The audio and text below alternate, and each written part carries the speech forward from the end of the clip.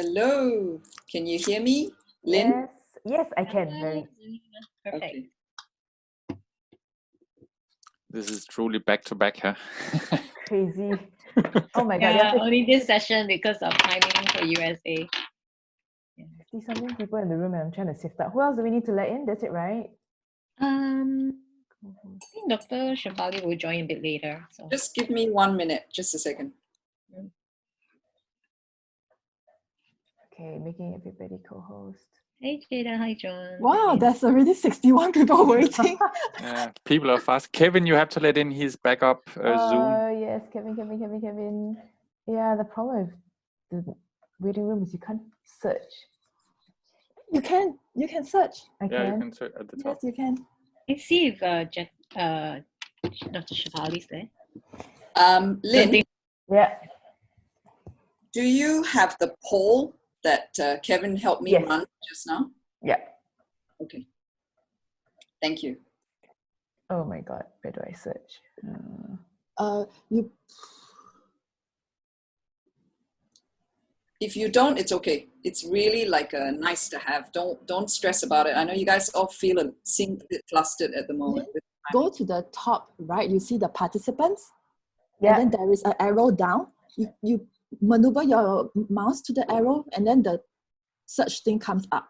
Actually, I can launch it because you guys have made me a host. Can you try? Because I just got a prompt that I can't Can you launch the poll. Oh, yes, Alina's poll is up. Okay, Oh, Working. you're good. It's working. You're It's really working. good. Wow. Awesome. I'll do it. I'm not flustered like you guys. I'll do it. Okay, I'm calm, but I don't know how to do it. Okay, I need to check something because I got a prompt that I got locked out of the. Don't worry, Lynn. Zelina's got it already. No, as in I got a prompt that I got locked out of the session. It's not the but chat, you're it's the still whole. on. Yeah, so the account. You are showing as host at least in this moment. Yeah, I know. It will still stay unless I drop off. I just hope that somebody might have tried to log in. Okay, John, are you introducing Dr. Shefali? I am. Hi. Jada, You are Jada. Jada. Hi, Hi, Helena. Jada. Yeah, Nice we to meet can you. I'll be translate. introducing you as well. Okay. So I just wanted to know, because with Adrian in the last session, he wanted 5 minutes. So I will finish at 5 minutes to 11 in your case. Do you need more time, or is that okay for you? That's fine. That works. I think we just need to confirm that Dr. Shefali is in the room, and then that'll be fine. Okay. No, she'll probably come in later. Okay. Are we ready to open? Let me I'm share ready my if you guys screen. are. Hold on. Yeah. Can everyone see the screen? I see Zelina's poll. Can you all see this? I can see the screen, Jada.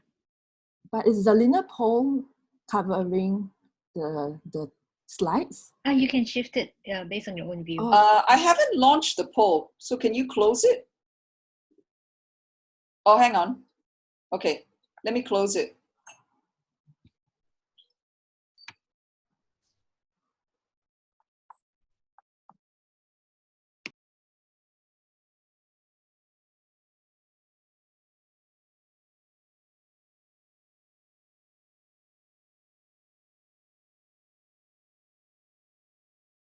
Are you ready? Let me know when you are.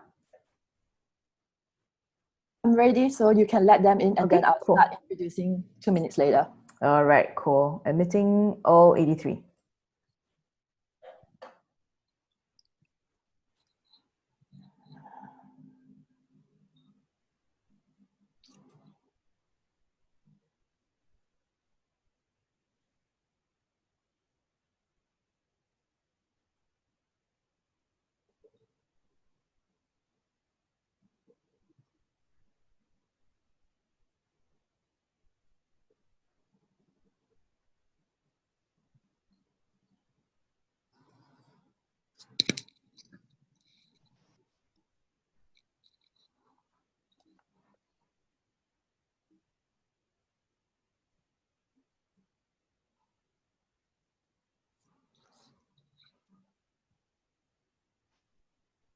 Hello, everyone. Welcome into our next webinar for this morning. If you have just joined us from the previous webinar, do settle in before we begin our next mindfulness session.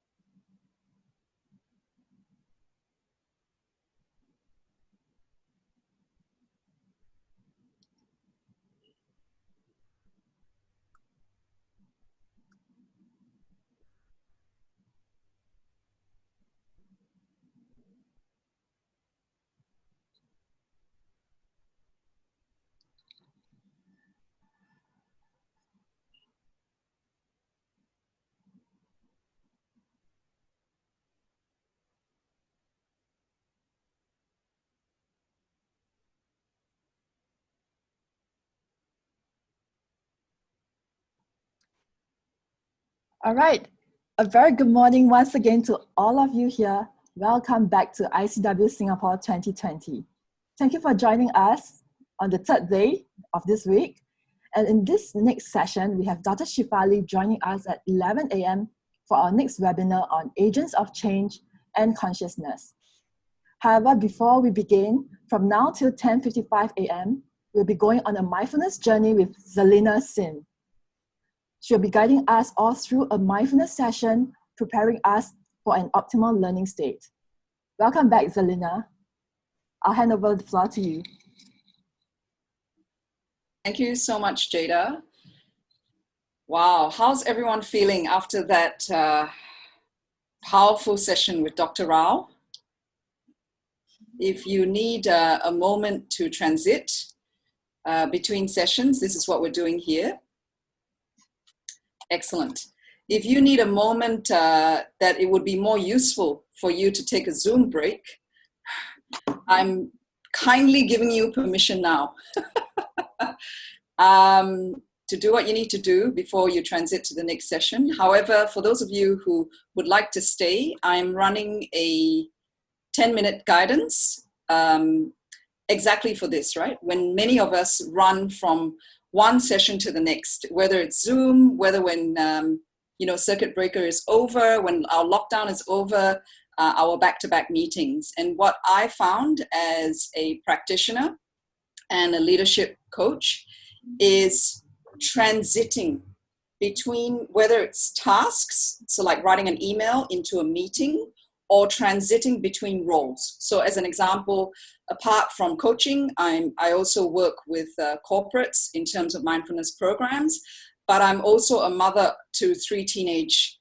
children. So when I'm transiting roles, I find a short mindfulness practice helps me reset my mind, reset my intentions, but also what I find most importantly is that it allows me to let go.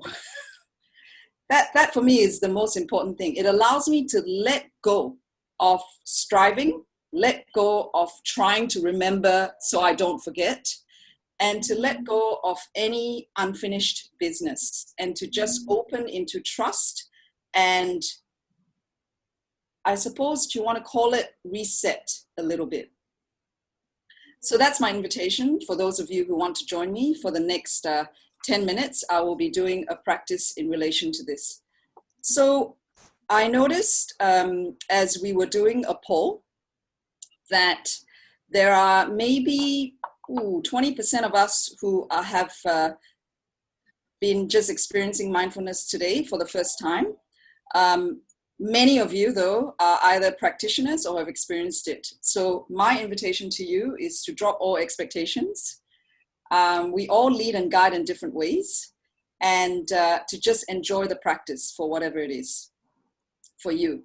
And in fact, if you do find my voice or my guidance a distraction in itself, feel free to mute me and just share the energy of a joint practice as you transition from Dr. Rao's session into Dr. Shefali's. Does that make sense? Excellent. I see some thumbs up. Wonderful. So coming back to intentions, one of the healthy habits that we want to form is really about looking after our minds. As many of us coaches here, or certainly humans who are passionate about transformation, we know that a lot of people look after their physical bodies and their academic selves, but very few people take time to look after the engine behind that, which is the mind. And that's what we're doing here today. So science has shown why 10 minutes, some people will ask, that 10 minutes of continuous practice, if you work up to that ability every day, starts from a neuroscience perspective, rewiring our neural networks towards more focus, attentiveness, but in this case, an ability to open our mind, create more space for new ideas and problem solving, which is absolutely what we need at this time of COVID-19, of great complexity and uncertainty. So on that note, enough talking from me. I'd like to invite all of you to sit in a posture that will be helpful for today's practice. So if you're seated, continue being seated. I invite you to ground your feet so that you're in contact with the floor beneath you. I invite you to mute your microphones and only have your video on if it's helpful for you. Behavioral research has shown that most of the time we end up looking at ourselves on the video rather than the speaker. So turn that off if you find that's helpful. And closing your eyes if you're comfortable to do so, and feel safe. Otherwise, just lower your gaze at a spot in front of you. And in this helpful posture, I'd like to invite you just to tune into the sensations of your breath. There is really nothing you need to achieve here, nothing you need to perfect. You're just here in this moment to simply notice and observe your body breathing.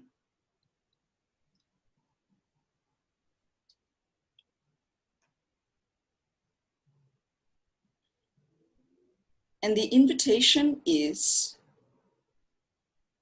to simply observe your in-breath and your out-breath without judgment, without any striving, without any need to fix your breath. However it is that you're breathing is absolutely fine. Fast, slow, shallow, deep. You don't need to teach your body how to breathe. It's been breathing for you all this time.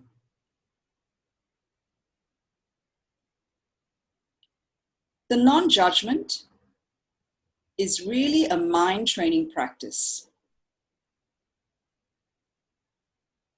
The ability for us not to judge the way we breathe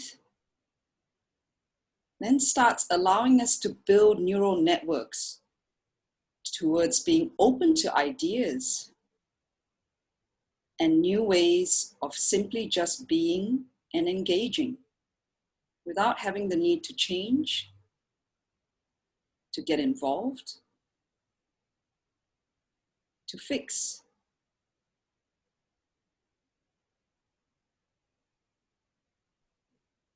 So let's continue this practice of letting go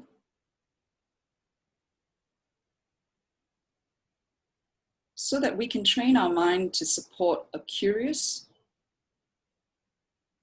and open sense.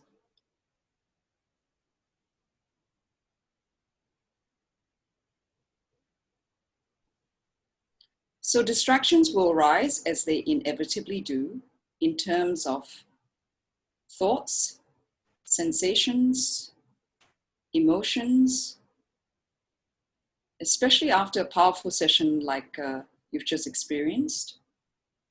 You may notice that you're trying to remember all the amazing things that Dr. Rao said to you. Just trust. Trust in your subconscious. Trust that whenever you need that wisdom, it will arise and it will return to you. So for now, simply enjoy your in-breath and your out-breath and just let go. Simply relax.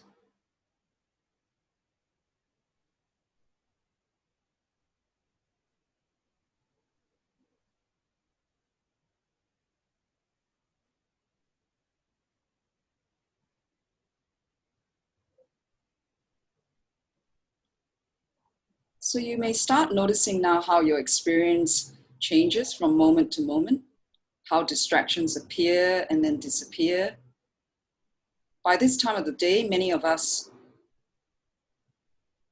have thoughts about what we forgot to do, or perhaps anxiety about what we mustn't forget not to do somewhere in the future. Just simply let all of that go. Relax, release them.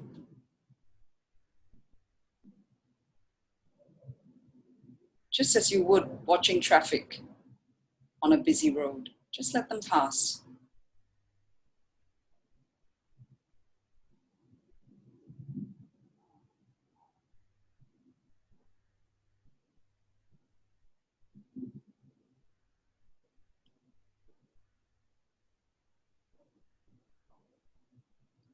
And so let's just see for the next half a minute of silence, if you can simply be neutral to whatever arises, not wanting what is pleasant to stay or chasing any unpleasantness away. So let's just do this in silence for the next half a minute, using your breath as an anchor.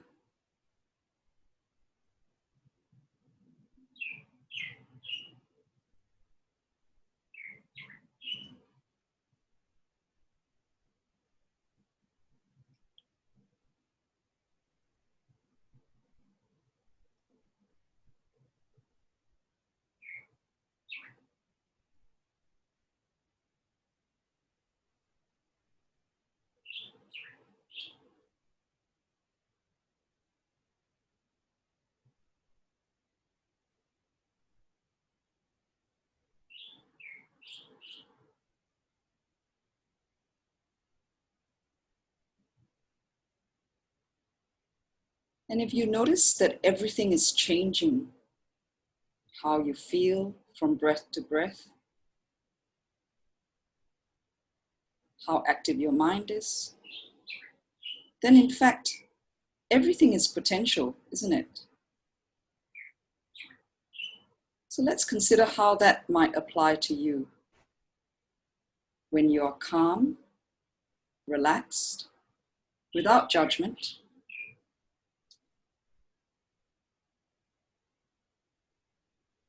I invite you to consider that there is no fixed sense of self and that we can redefine ourselves.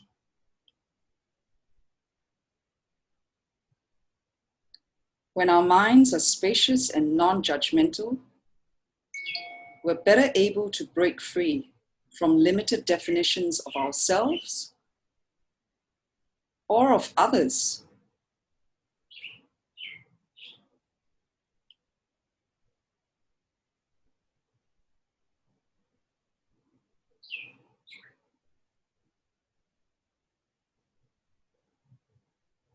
Simply by watching our in-breath and our out-breath. Simply resisting temptation to change the way we breathe.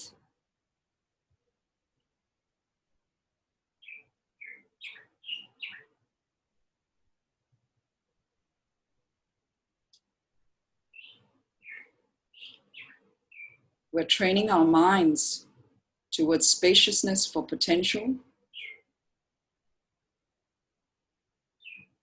for opportunity,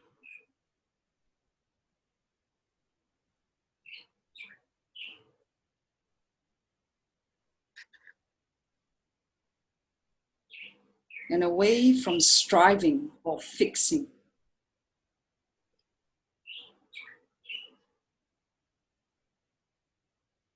And so perhaps as we close this practice, let's join in intention to reflect more deeply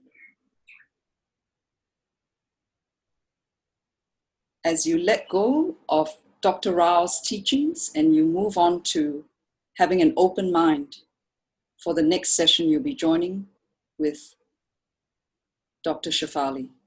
So over the next 3 breaths, just bring your attention to your feet, your fingertips, noticing how you connect with the environment around you.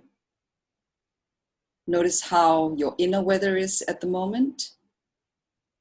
And whenever you're ready, just opening your eyes and welcome back.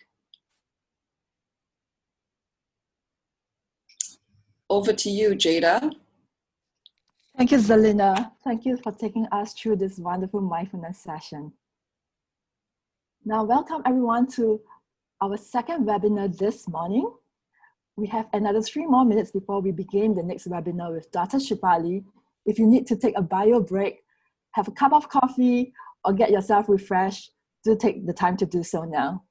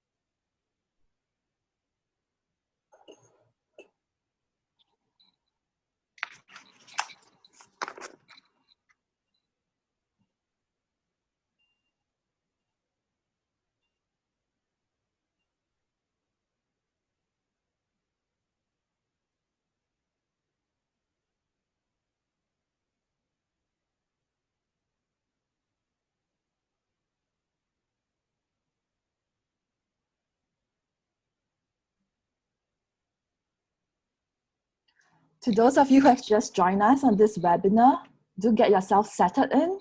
We'll be beginning it in 2 minutes' time.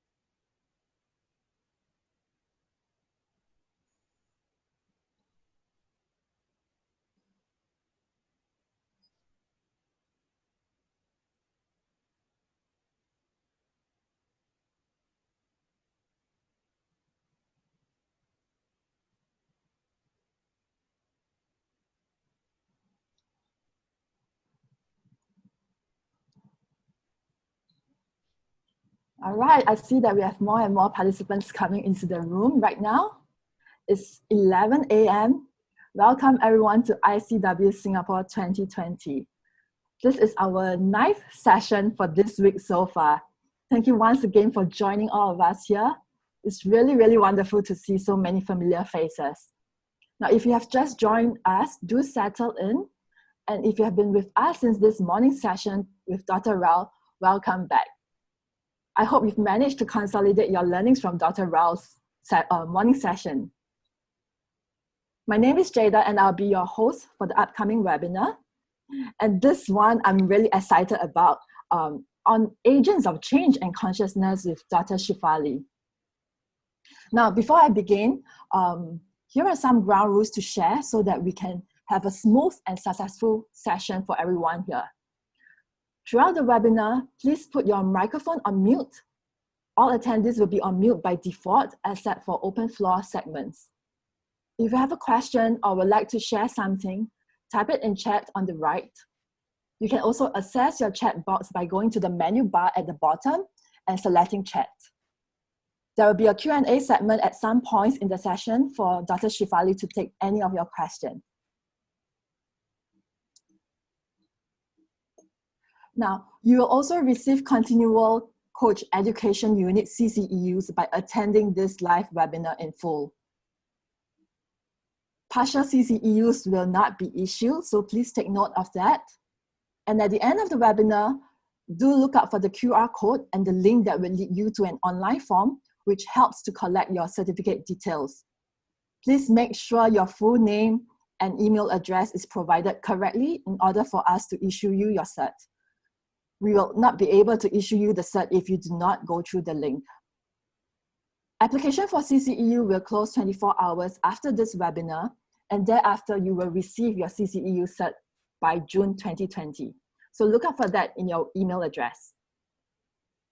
Now, let me also take a moment to thank our ICW Singapore 2020 conference sponsors. Our platinum sponsor is Imagenetics. Imagenetics helps people and organizations to improve communication, collaboration, and culture, resulting in positive and productive workplaces. They are going to give out to all attendees a gift package worth $350, consisting of an Imagenetics profile and access to online resources, as well as a special webinar. So look out for the email coming to you next week with the sign-up details. Now, we have to also say our thank you to our silver sponsors, the Coach Partnership, Starting Point, and the Coaching app. Let me share a little bit more about them.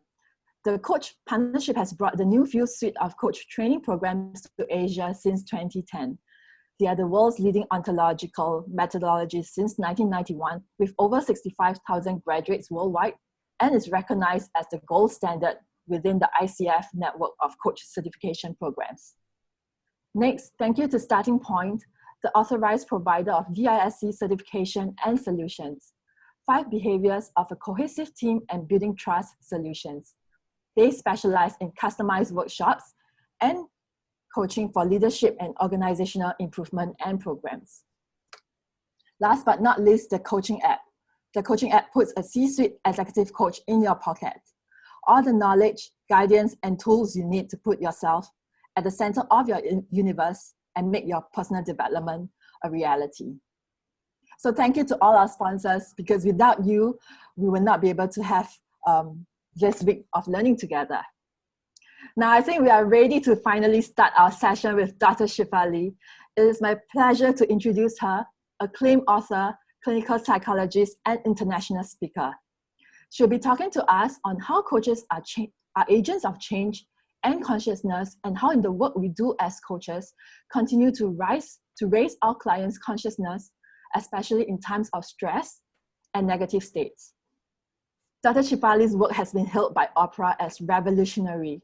She is a New York Times best-selling author of 2 groundbreaking books on parenting, namely The Conscious Parent and The Awakened Family. She brings a fresh perspective to the parenting landscape. Provocative and daring, she teaches parents how to heal their own emotional baggage and raise themselves into an elevated state of awareness, becoming more empowered and conscious before they raise their children. I'm a fan of Dr. Shefali, and I can go on and on about how amazing she is. But without further ado, let me pass the session over to her. Dr. Shefali. Hello. Hi. Hi, everyone. Can you hear me and see me okay? Yes, Do I need to do anything different? You're perfect. Okay. Beautiful. Well, hello, everyone. What an amazing crowd. Hi, guys. I see you all. There's so many of you. I'm so honored to be invited here to speak to you about how you can truly appreciate all the work you do as a coach. I'm truly honored, and I just want you to know that. I'm always so pleased to speak to people like myself, and I'm so excited to be here with you. So some of you may know my work. I have 3 books published: The Conscious Parent, Out of Control, Why Discipline Doesn't Work and What Will, and The Awakened Family. And all these books were really focused on the integration of Eastern mindfulness and mysticism with Western psychology. So many of you know I was born and raised in India and grew up with an Eastern mentality for the good and the not so good. And then came to America, went to Columbia University to do a PhD, and got trained as a Western clinical psychologist, but felt that something was missing in my training. So at a young age, at 21, I went to learn how to meditate in Vipassana meditation, and became a Vipassana meditation practitioner since that age. And that really allowed me to understand how to see a client both as the being, which is the Eastern sensibility, and the doing, which is the Western sensibility.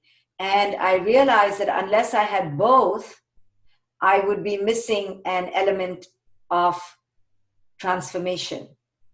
So most schools of thought follow one or the other. And I think the most effective way to work with people is to allow for an integration of both, because we are both beings who are here on the level of our soul, so to speak, or the level of our essence. I call it the formless level, but we are also humans here having a very human form-based experience.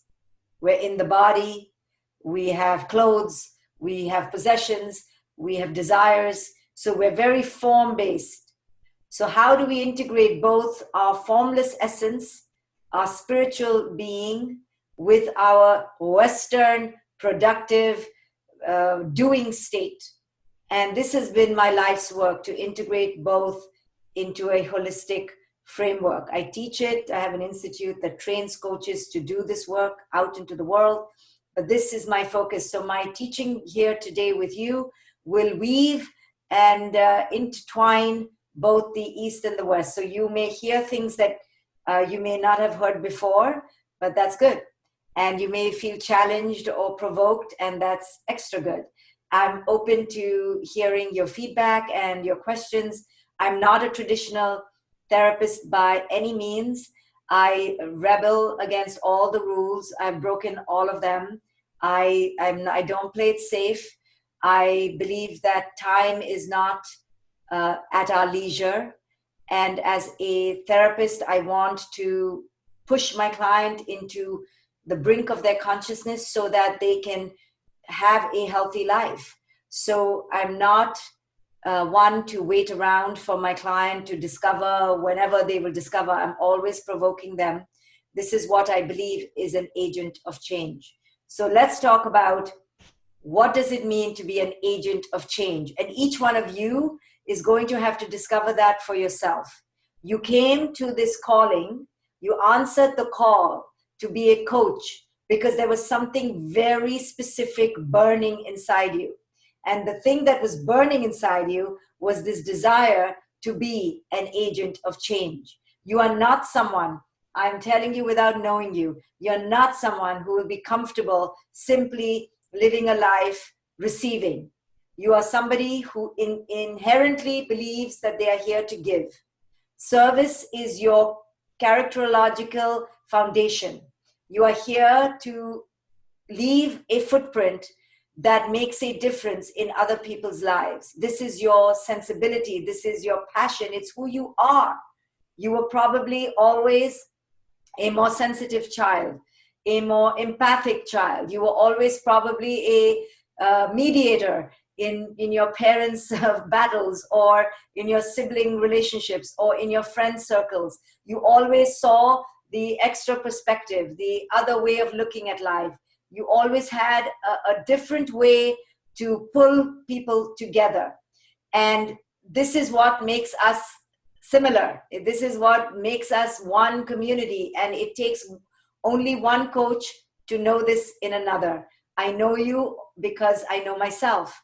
There is a specific person who gets pulled into this kind of work. It's a brave person, but it's also a wounded person, you know, because we were so sensitive as children.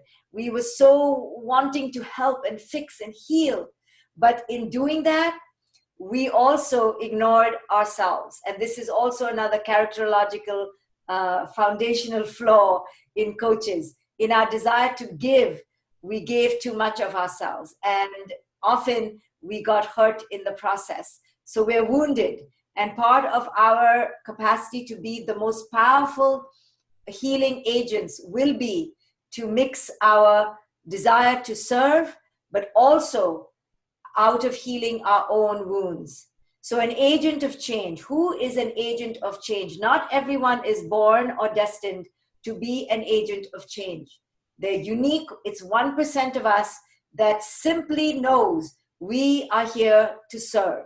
Maybe when we were children, we thought we would be teachers, you know, or we would be nurses or doctors. You know, we had this healing urge. We always went towards our heart. This is who we are. Agents of change are those who undeniably seek to transform their surroundings. They cannot bear to see people suffering because they know that there is a better legacy that they can leave behind. They know that they can live a better life. And it's something that is just pulling you.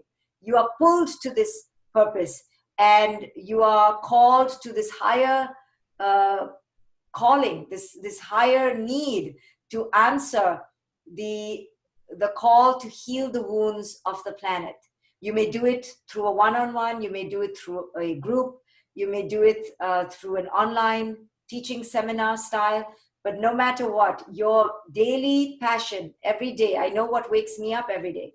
It's just something that pulls me, and I think it pulls you too, this desire to help, to be of service, to give of yourself. And this is why you are an agent of change. And that's why we call this session, you know, what does it mean to be an agent of change? So I'm going to play on the word agent. I'm going to play on it in many ways. So an agent, you know, it's Secret Service agent, a real estate agent, but we're not that kind of agent. We are an agent to ignite agency within the client. So what does that mean, agency? It means that we are here to wake up within the client a consciousness that allows them to see their greatness. Clients come to us for one reason only. They have forgotten who it is they authentically are. In many ways, we have forgotten. Every human on this planet came with an unique signature for who it is they were going to be. Most of us were raised with unconscious parents who were suffering their own pain from their own childhood histories, who were brought up with their own unconscious parents. So here we are, we were young and fresh in this world. And we were telling our parents, hey, you know, I am a pink porcupine, right? As a symbol. And your parents said, no, you're not a pink porcupine, you're Sarah, and you're Anna, and you're Jessica, and you're Samuel, and you're Patrick. And you're like, no, I know you think I'm that, but I'm really a pink porcupine. And our parents went, no, you're not. You're actually Jewish, and you're Muslim, and you're Christian, and you're Hindu. And you're like, no, I'm not. I don't even know what you're talking about. I can only speak porcupine. And everywhere I look, I see pink, pink, pink. And I believe that each one of us is here to fly. I believe in the sky. And your parents said, no, you don't believe in the sky. You believe in everything I tell you. And it's called tradition. And it's called rules. And it's called norms. And slowly that pink porcupine who was so happy to be all pokey and prickly and ready to be so full in its nature, slowly began clipping its prickles, its needles, and one needle fell and then another needle fell, and the parent, every time the needle fell, the parent felt so successful, and the parent said, yes, I am raising such a good child, and my child is going to follow my footsteps and follow the legacy of the family. And the parent thought that the falling of the needle was a good thing, but the parent didn't realize that each time the porcupine's needle fell, so did its authentic spirit, so did its true nature. And there were tears that the porcupine was shedding, but no one saw them. Because the porcupine realized if anyone sees them, or if it fights too much, there's danger. It will be yelled at, it will be scorned, it will be shamed, it will be put down. It will be made to feel really bad for daring to be with so many needles. So the porcupine grew older and just began dropping its needles on the sidewalk of its childhood, in the swing set of the park, on the bench at the fair. You know, when it dropped its ice cream, it dropped a few more needles. And when it first got toilet trained and flushed the poop, it flushed more needles down the pot. And slowly, by the time it was 7 and 8, wow, the parent had raised the Jessica and the Samuel and the Patrick, and there was no sign of the pink porcupine. And this is what happened to all of us. And all of us, I haven't met a person who kept their authentic nature. The human dimension is predictable. We came authentic, we lost it, and only few of us will reclaim it. So each of us, because of our thirst to be loved, our thirst to be seen, do you see me? Do you hear me? Am I worthy? In our desire to answer one of those 3 questions, hopefully all, we would do anything. And what we did is we gave up our authentic self, because that was not allowed, you know, because our parents gave us a prescription. You're going to do this by 3, this by 4, this by 5. I mean, every age had its ladder. And it seemed like life was just one long stretch of ladder, till you reach the end. And then when you ask them, mommy, daddy, what happens at the end? They're like, I don't know, you will be happy. You know, and you're like, but I'll be miserable all the way there. And they're like, it's okay, be miserable all the way there, but when you're there, you'll be happy. So in order to get the love we wanted so desperately, we were willing to do anything. So we gave that up, and we put on a new coat, a new persona, a new shield. And that shield is called the ego, a false self. Because we were so terrified of not being loved, of not being seen, of not being heard. So from 7 to 13 or 14, we pretend. And we pretend and we pretend and we get the love, and then we're so happy. Some of us by 12 or 13 crack, and we're like, we can't do this. This is ridiculous. And those are the ones who paint their rooms black and tattoo themselves and sneak out of the house. And they just, that's it. I'm done. I'm out of the matrix. I cannot fake it. I cannot do this. I'm done. And those children are very bad children. They're bad. And those children are actually the most sensitive. They cannot do it. They cannot even fake it. So they go towards addiction early. They go to numb themselves early. They make really bad choices, get pregnant, thinking they'll have a child and maybe the child will love them. And they just keep escaping. And those children are not bad children. They're actually really exquisitely sensitive children who just can't fake it. But the rest of us who can fake it, we're not that sensitive, we can totally fake it. And we do. Some of us become comedians to get the love. Some of us become the ultra good girls and good boys, the successful athletes, the successful, students. We just put our head down and we become one more sheep in the matrix to the slaughterhouse. And we tell ourselves, you know what, we'll wake up maybe later. There's no time to wake up, because apparently life is to to be moved along the conveyor belt, and there's no time to stop. So most of us become the sheep, and we just follow, till, if we're very lucky, and I say this tongue in cheek, if we're very lucky, enough bad things will happen to us that we will fall apart. The ego will start to crack. Now I say this with some caution, because no one wants bad things to happen. But unfortunately, the ego, which is like an eggshell, thick eggshell, eggshell upon eggshell, closet upon closet, the ego that is so thick cannot break now, because it's so a defense, it's for your survival, but it's your false self. So how to break it? The only way to break it is if we really get into a lot of pain. And you know this as a coach. Only when your client is in a lot of pain will the window crack open to their soul. But till then, they're defended. And that's why this COVID experience is such a powerful teacher for all of us, because all of us in some way, so now I'm just bringing in COVID, all of us in some way are cracking. Our egos are cracking. All of us had to lose who it is we were. Look how we're meeting. We can't meet in person. We have to meet like this.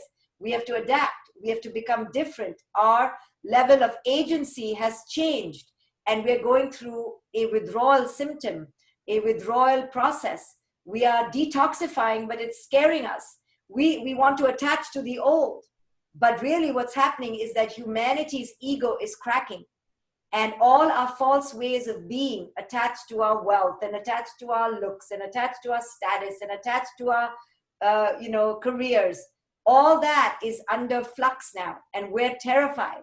But it is such an amazing portal of global change right now, because it is only when humanity's ego is shaken that light can come through the cracks and crack through the doorway that has been shut and open it. This is where we are in global history, and it's happening to us collectively. But you know, in your individual life and in your clients' lives, only when they're in pain, they only come to you when they're in pain. And you're like, why didn't you come to me before? And they're like, well, we didn't see the flag until it was bright crimson red. We only see the flag when it's right in our face and it's burning. So most of your clients come to you when they are burning up. But this is when there's a portal, because their ego is shattering, and you need to know that. Oh, their ego is shattering. This is not something to feel bad about. Inside, you can hold the powerful truth that this is an amazing portal.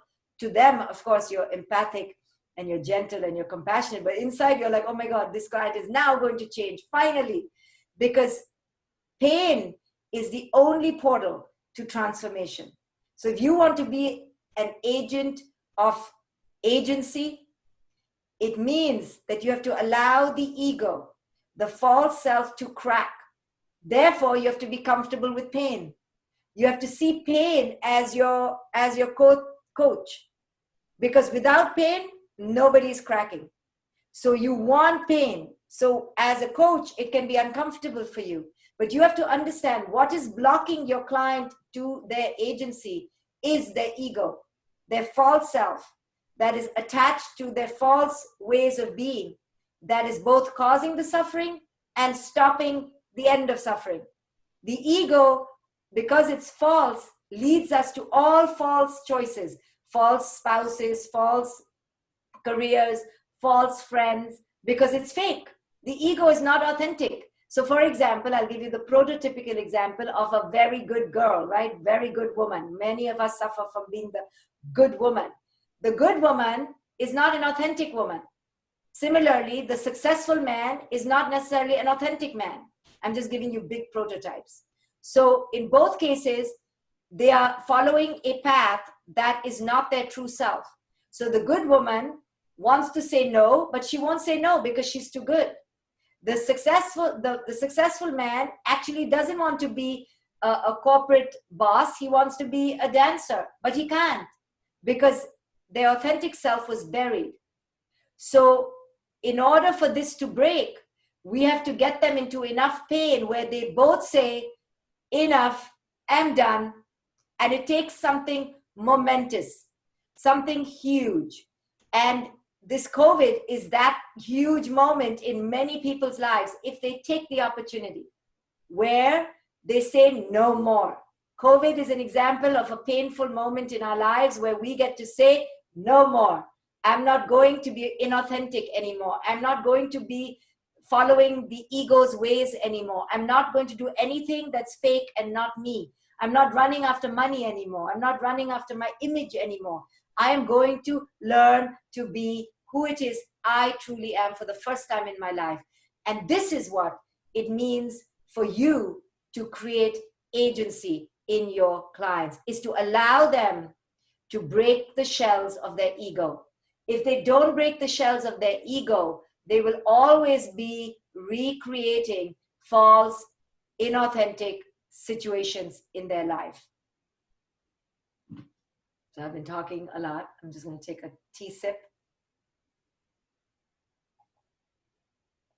So I'm going to answer questions later. So just keep listening and let it percolate, and then wait and then see, maybe I'll already answer your question in some way. So to be an agent of change means to understand that you are taking your client from false self to true self so that they can activate their true agency. Each one of us has the potential to be agents of our own free destiny. But because we grew up with hierarchical, dogmatic, dominant parents, we were taught to follow them, follow our teachers, follow a religion, follow the prescription, follow the money, follow the beauty, follow the youth. We were always taught to follow something on the outside. Because of this, we never learned that we are self-agentic. We can be our own agents and we can create our own destiny. Your clients will come to you because they've forgotten that, because they have learned to tailor their life only outward. So to be an agent of change and consciousness means to take your agent, your client to their own inner agency, to wake up their own inner agent, that they are the agent of their lives, not the outside world. So this will involve a process that you will take them through, where you will break down their agendas. I'm trying to play on the word agent, agency, now agendas. How do you break through when they come to you in pain and unfold them back to their true self? Well, in order to do that, you have to take the layers away. What does that mean? You take out all their conditioning, all the false messages they got that kept them mired in fear and inauthenticity. So the reason why most of us are in pain in our lives is, on a simple level, something is not working out. Something is not aligning. The match between expectation and reality is not occurring. And the client is feeling the pain of it. They're looking for the love that they thought this ego would give them. They entered the marriage, they took the career, they got into the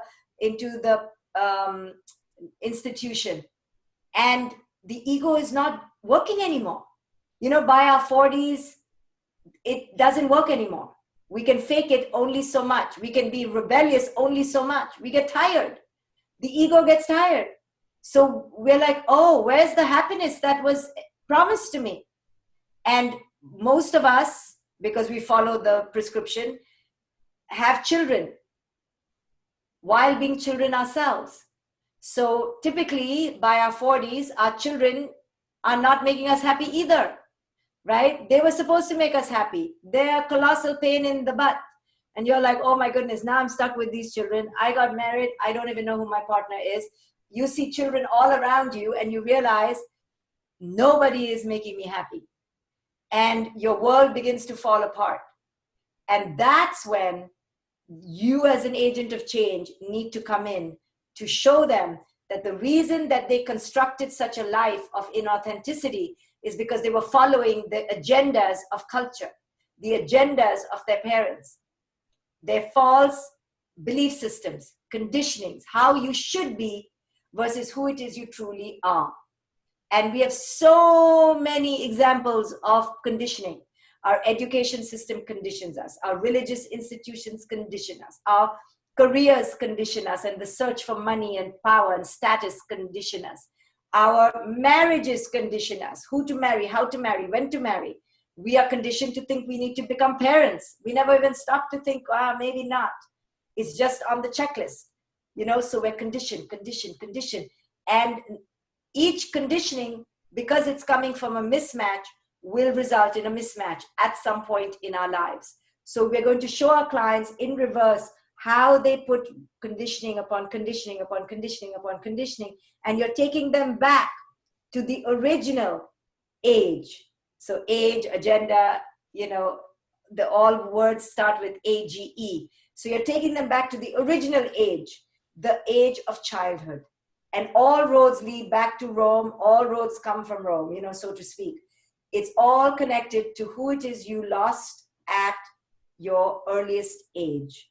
And the way to do that, I have a whole technique, and I teach people this in my coaching institute. But that's the process of going back to reclaim who it is we were. So yes, pain becomes the portal for that.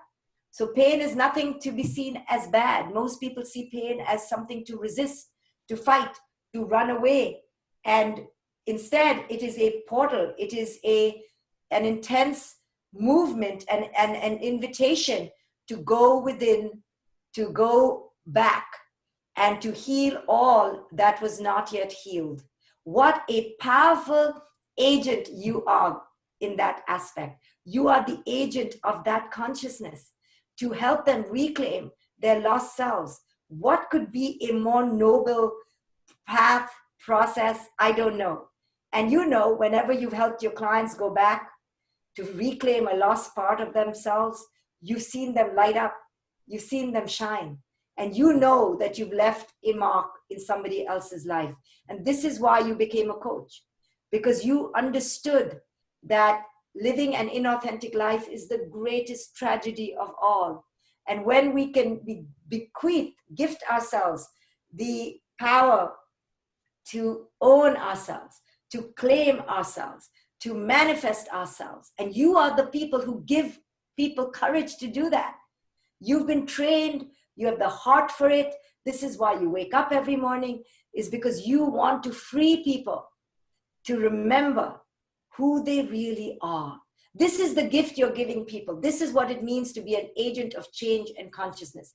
What is the agent doing? The agent is reigniting inner agency. How? By removing old patterns and agendas. The process takes us back to our original age, the age where we lost agency, and you're helping them claim that again. This is how you shift their consciousness from inauthentic, afraid. Now, fear is always a part of life. Western psychology likes to pretend like we can be without fear, we can be without pain. The Declaration of Independence of America says, the pursuit of liberty and happiness. All of this is an illusion.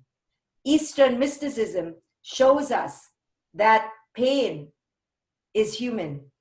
Fear is primal, biological, it's wired, it's natural. And happiness is something that you can never seek, you can never crave. So let's talk about these three again, because they're pivotal to at least the way I teach and the way I train people. Let's talk about happiness. The entire world is predicated on this idea that we should be happy and that happiness is something to be pursued.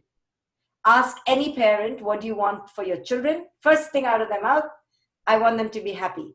Very quickly, they will admit that that's actually not true. They actually only want them to be successful. And not even successful, just actually, truly, only really rich, right? So within 3 minutes, they tell me, I'm sorry, actually, I only want my kids to be rich. And then that means they're successful, and then that means they'll be happy. So this is the predominant mentality in our world, that we believe happiness comes after money. I mean, we know it, you and I know it, we were raised this way, and somewhere we have this primal internal script within us that says you better be rich and you better be successful. If you're not, you won't be happy. Now I'm going to bring in COVID again. COVID has turned that around. COVID is igniting our primal fears because COVID has said, oh, you may never be rich again. You may never get a job again. We don't know. We don't know. And now it's making us question because all of us were raised as children with the tape. Oh, now we won't be happy, right? Because we were taught to find happiness through the external, definitely through money. So COVID has put a wrench in that. And COVID is disrupting that message and challenging us to ask, can I be happy without success? Can I be happy without knowing if I will be happy again? Can I be happy not knowing the future ever again? Can I be happy? And if you're very, very sensitive and spiritual and powerful in your mind, you and the rest of humanity can use this opportunity to redefine happiness.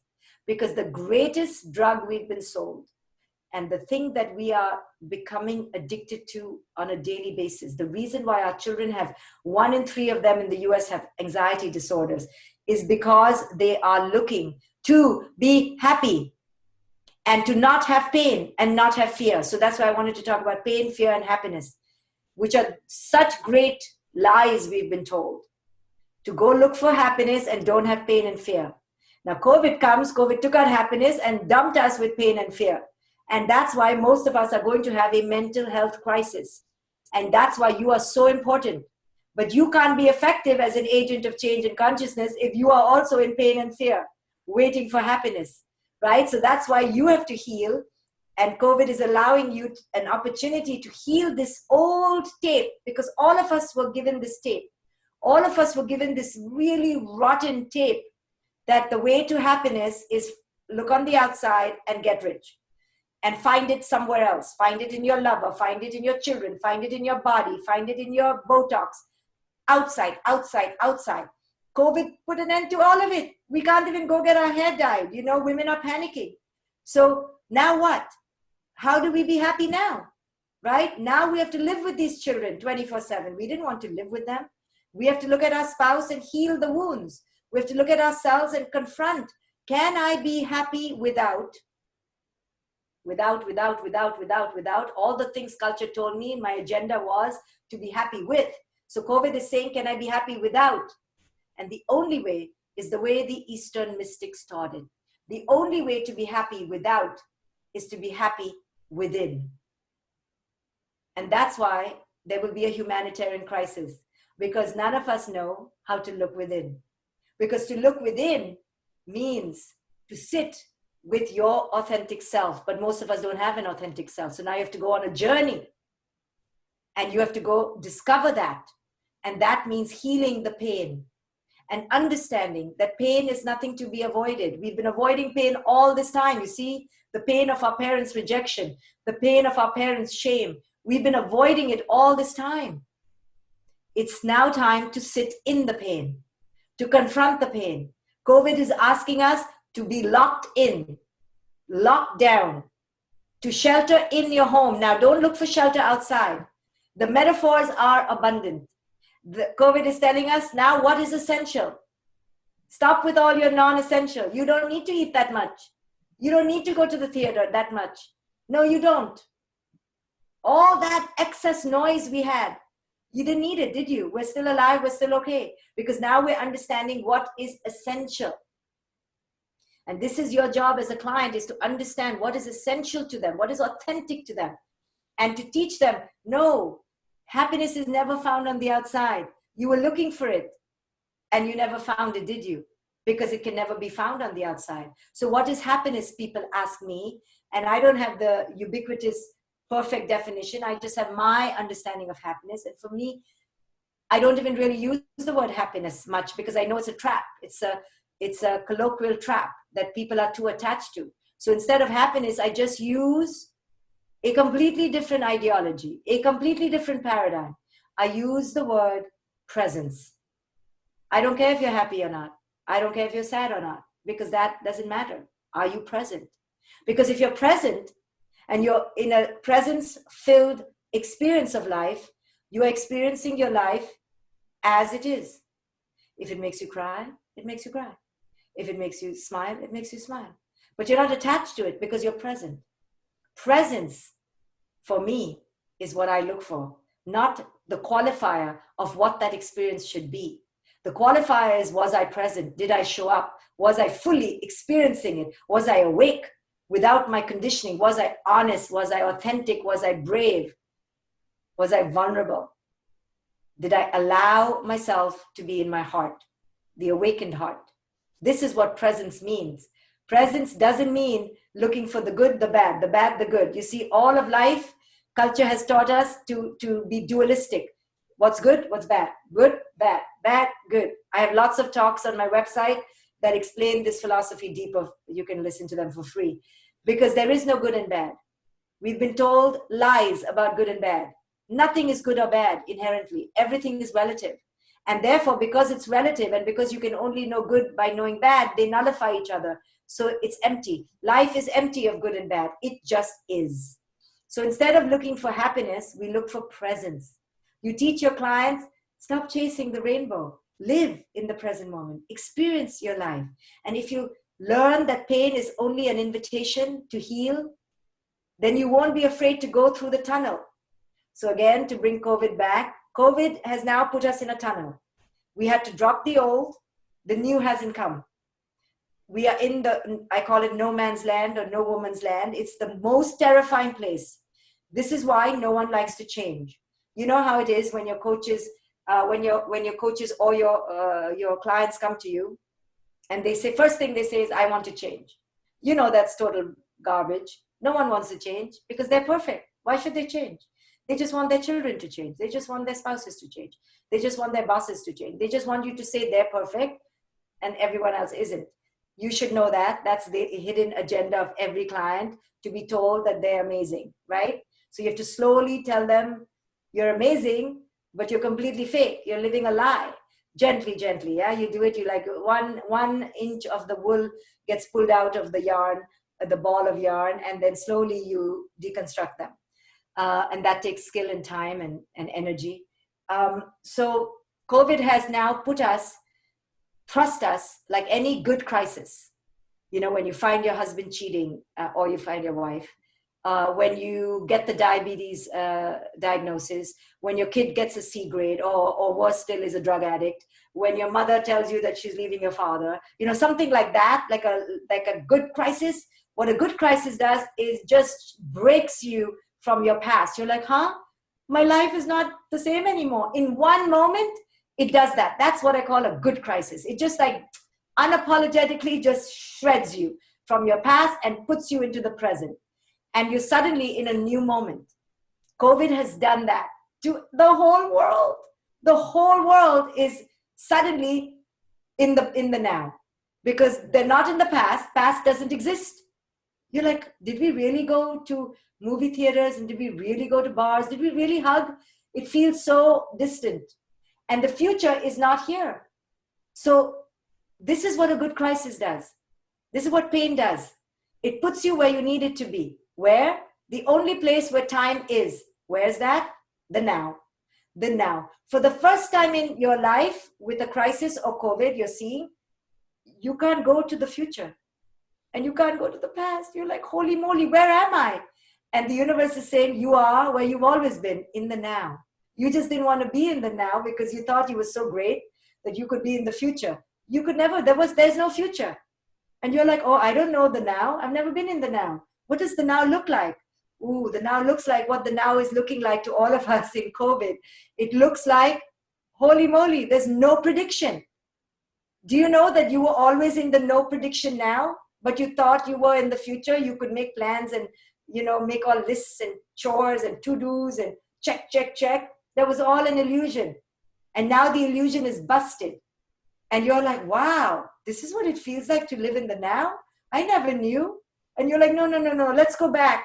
Or let's go to the future. And every time you begin thinking of the future, you get a headache, because that's what a good crisis does. It tells you, don't think about the future. You will get a migraine. There is no future. right? But you try, you're like, maybe they'll get a vaccine on the 12th of October, and maybe then we'll wear masks, and maybe, but you really can't plan this future. This COVID is not allowing you to plan the future. And you're like, damn it. And you're like, where is this COVID? I can't even get angry with it because it's so sneaky. You know, it's all sorts of things. It's there with the symptoms. It's there without the symptoms. It's like a total mind. It's like the universe is totally messing with our mind, you know, to teach us humility, to teach us that a virus and a bacteria are stronger than who we are, to teach us that we're not greater than any other animal, to teach us that we are animal, to teach us that we haven't lived like animal, interdependent, to teach us that we have to stop being superior, thinking that we can control the future, telling our children, oh, this is good for your future. Now all of us parents are going, because the kids are going, oh, mom, you told me if I studied hard till 12th grade, I'll be going to college. Looks like I may not go to college now. What happened to your predictions of the future? And you're like, sorry, I thought I knew the future, but really now I don't know anything. And they're like, you just made me suffer my whole childhood. I suffered for the SAT. My daughter's in 11th grade now. Oh my God, I killed her. SAT. No SAT now. Can you believe no SAT? I'm like, this is like the greatest lesson of it all. The greatest trickster, the greatest magician, like has taken away the SAT, you know, and especially for me, I worked so much in the present moment with my daughter, but by 11th grade, I had to succumb to the pressure.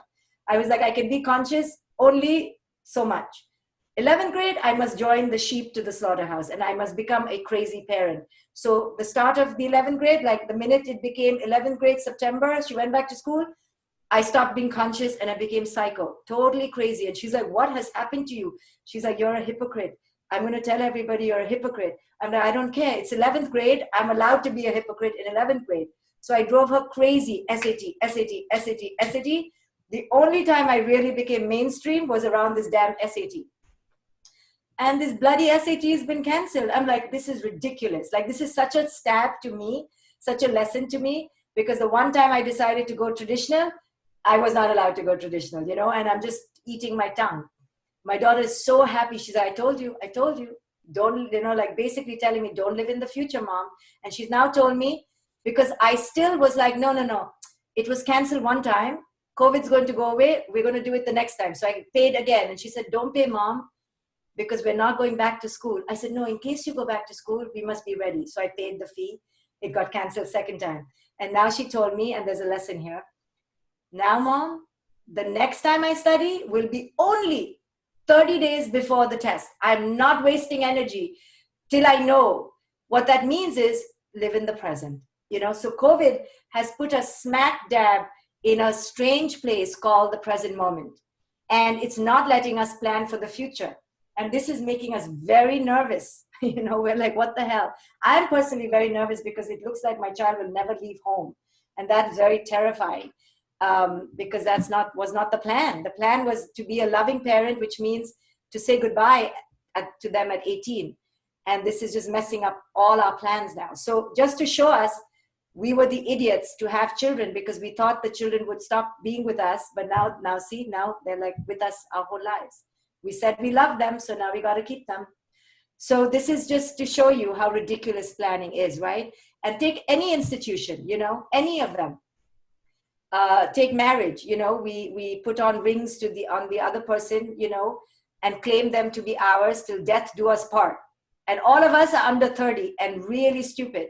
But no, we think we know the future, you see?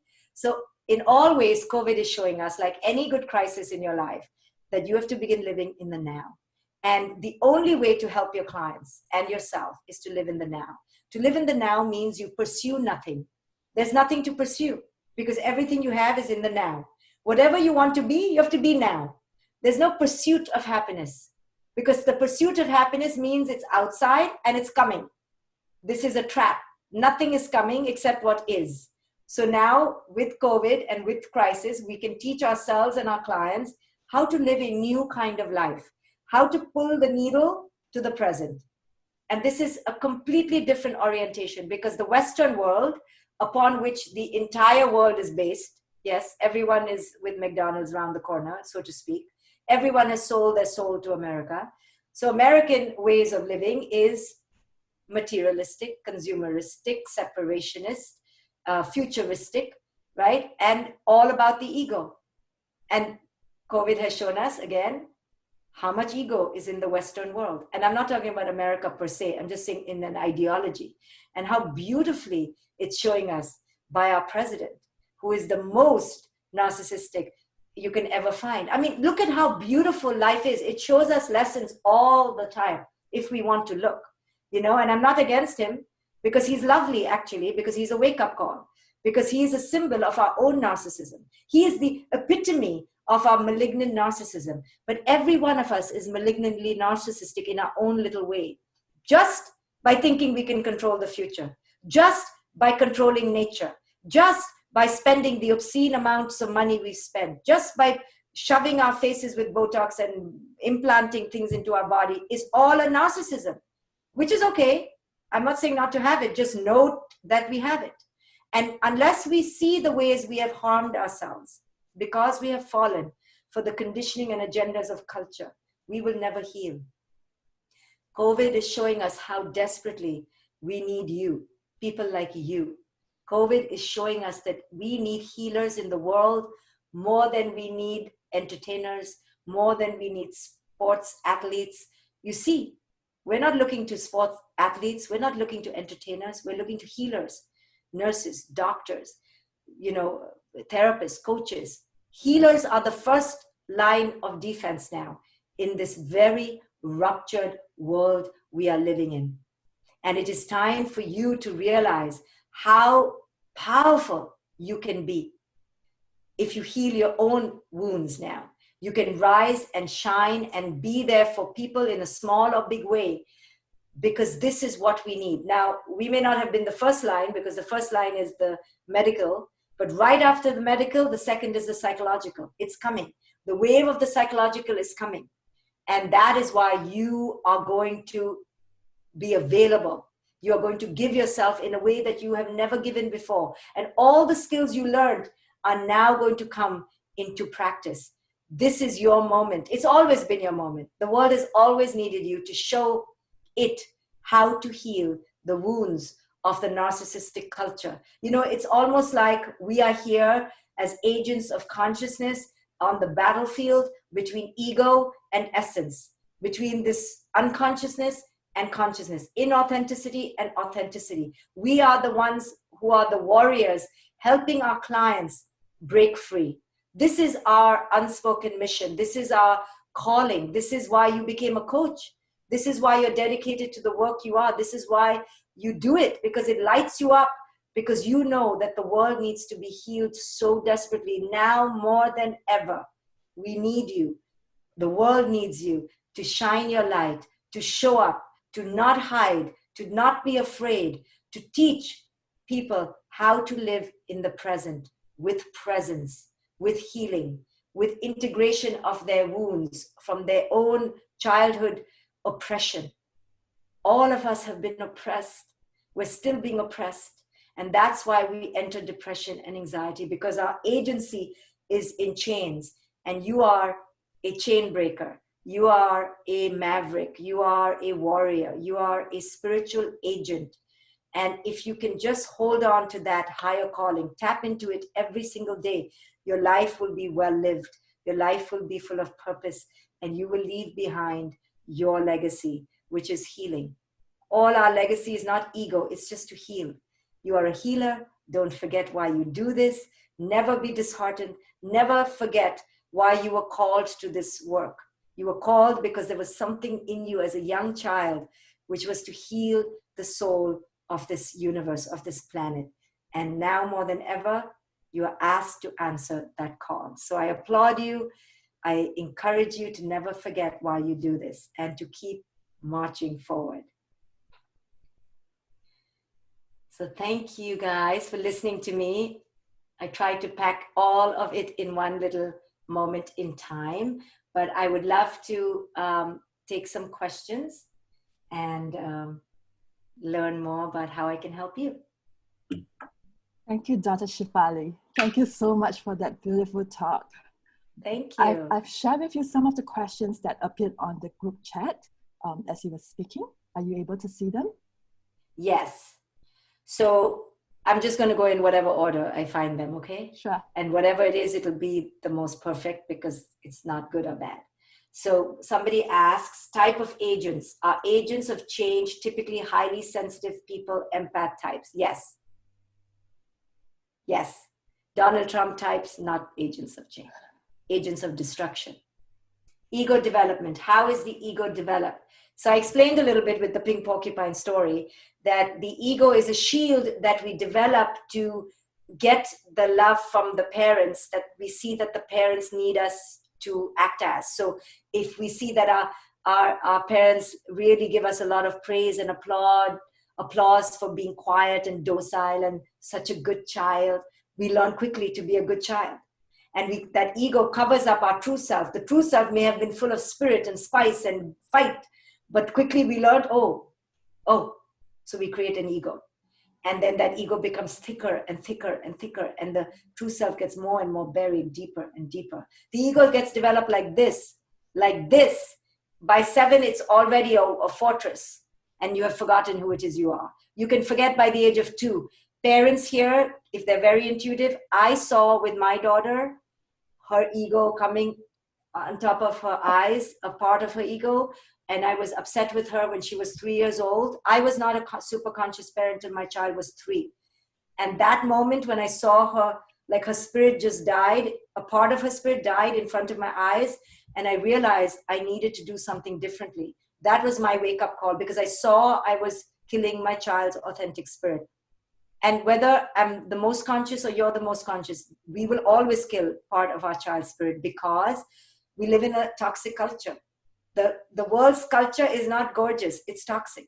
So we are the 1% trying to create beauty, but we're fighting against culture. So no matter what I do or you do with our children, culture will get them. And that's okay, because that's our journey.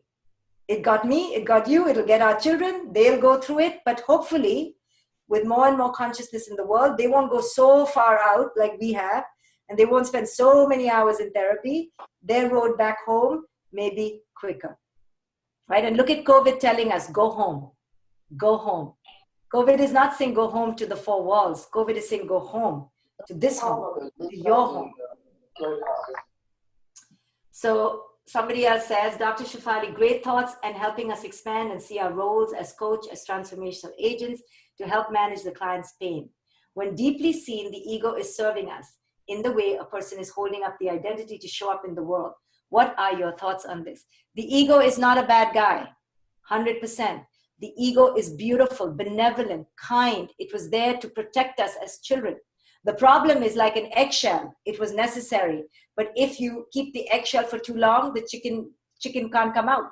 So it will kill you. So all of us have ego, but the ego must shatter. And that's when you awaken. Most of us don't awaken. So I went through an awakening process at 21 where I willingly, voluntarily shattered my own ego. Nobody's going on a quest journey at 21, maybe you guys, but not for the whole world. So how does the ego shatter? Through pain. But we must lovingly, kindly thank the ego and say, thank you, ego.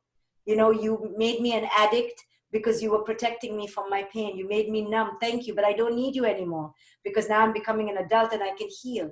Thank you, ego, for making me an angry person. That was the way you kept people away from me because you were so scared, because I was so scared to be intimate. Thank you, ego. Thank you, ego. Ego is always there. Ego doesn't go away. It becomes quieter. I say it goes into the back of your bus instead of being in the driver's seat, just like fear.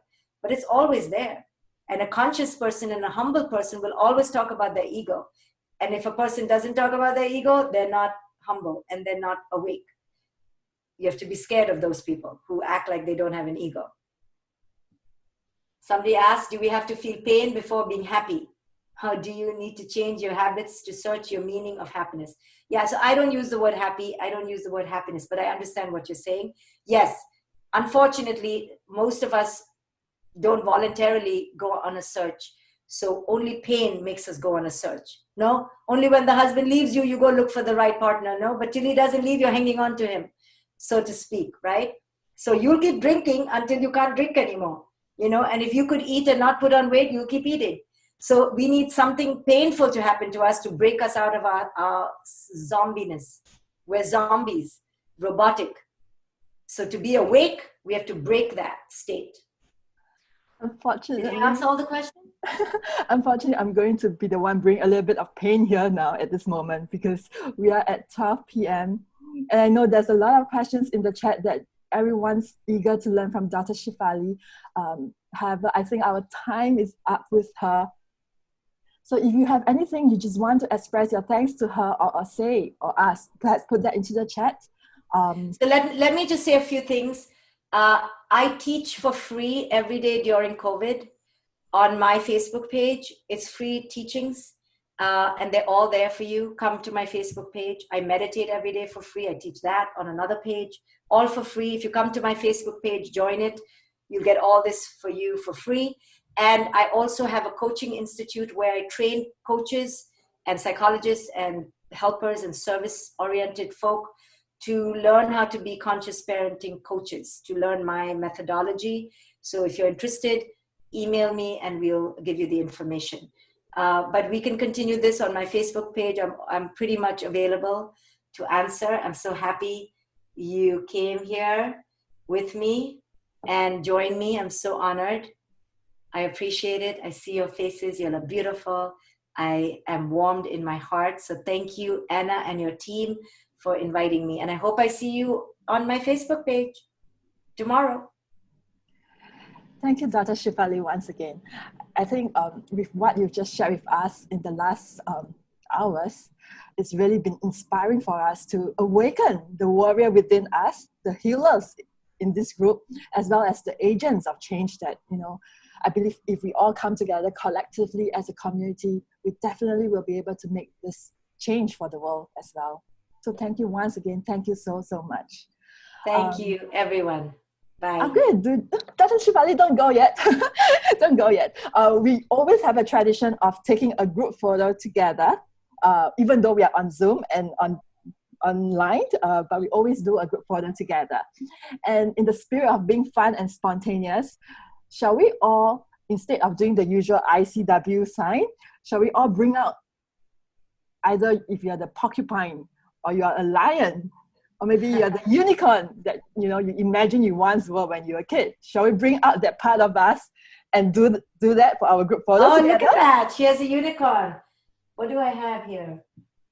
I can't find anything here. I love it. Yeah?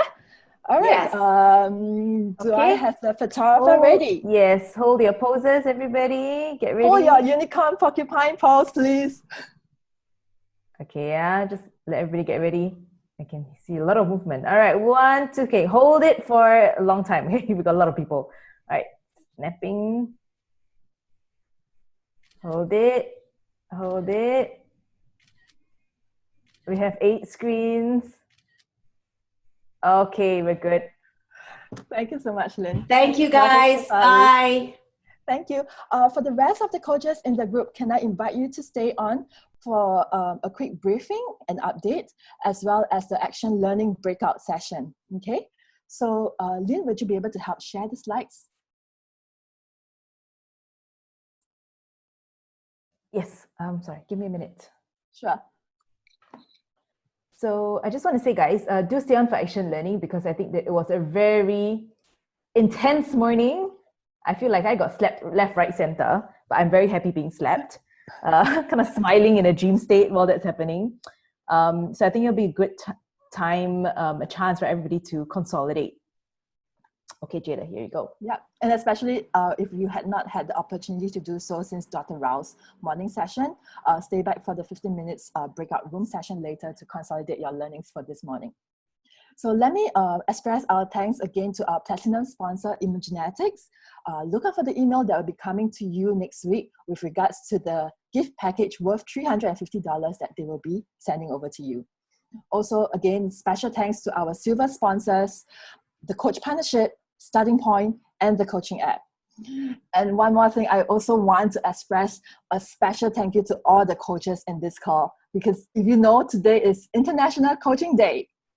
Yeah, and traditionally, ICW has always been a week-long celebration of coaching and coaches around the world. And currently, there's more than 100 ICF chapters worldwide that is participating in their own country's ICF events. So during ICW Singapore 2020, not only are we conducting webinars online for all of you here, at this point of time, we are also starting 15 pro bono coaching engagements with employees from 5 not-for-profit organizations: Halogen Foundation, Viva Foundation, Bone Marrow Donor Program, People's Story, and Catholic Welfare Services. So once again, thank you to all the coaches here, because without you being here with us today, without the passion you put into your work, there's nothing we have to celebrate for. And I'm really looking forward to how we as a community come together stronger and stronger and become the agent of change that the world needs. So thank you so much for that. Lastly, regarding CCEU. Now, if you're looking to collect your CCEU points, see the QR code that is on the slide over there. Scan that and it will bring you to the webinar feedback survey and the CCEU application form. Remember, CCEU application will close 24 hours after this webinar. Upcoming in our next session at 6:30 p.m. this evening, we will have Lynn Tan and Debbie Hogan sharing with us the latest changes in ICF core competency and how that might affect you as a coach. If you have not registered, please find the registration link in the chat box on the right. Okay. Also, don't forget to share your learnings and sentiments from this webinar on social media, Facebook and LinkedIn. And also remember to tag hashtag ICW Singapore 2020. So thank you once again for being here. If you're keen to network and exchange your learning insights, stay on for another 15 minutes. This is highly, highly recommended because this is the opportunity for you to consolidate your learning as well as to meet coaches around the region. You'll be put into a breakout room with other coaches. However, if you decide not to join us, you are free to drop off the session now, as we've come to the official end of this webinar. Thank you once again to everyone for participating in ICW Singapore 2020. Have a good afternoon.